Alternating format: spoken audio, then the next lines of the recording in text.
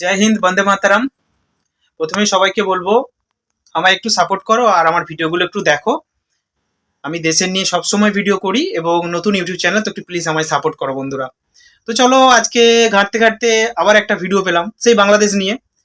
এই বাংলাদেশের কিছু এখনকার নেতা, যারা এখন বাংলাদেশের নেতৃত্ব দিচ্ছে, যারা এখন বাংলাদেশের নেতাগিরি করছে, তো এই বাংলাদেশের কিছু নেতা, আগে ভিডিওটা দেখো যে কিরকম তারা নিজের দেশের যে জাতীয় সঙ্গীত সেটা এরা কিন্তু গাইতে পারে না।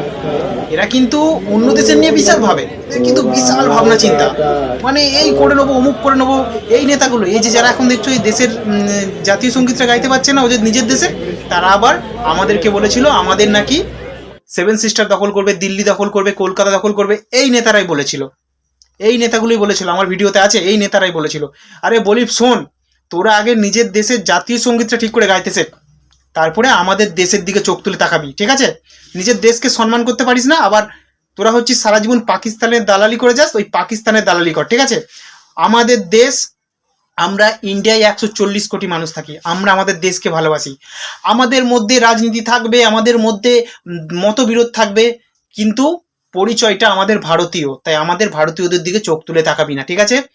একটা কথা বলে দিলাম, কারণ আমরা ভারতীয় এবং আমরা আমাদের দেশকে সবাই ভালোবাসি। যাই হোক বন্ধুরা, ভিডিও যদি ভালো লাগে অবশ্যই চ্যানেলটা লাইক করো, সাপোর্ট করো এবং আমার ভিডিওগুলো একটু দেখো এবং একটু ভিডিওগুলো শেয়ার করো, একটু ভালোবাসো বন্ধুরা, ঠিক আছে?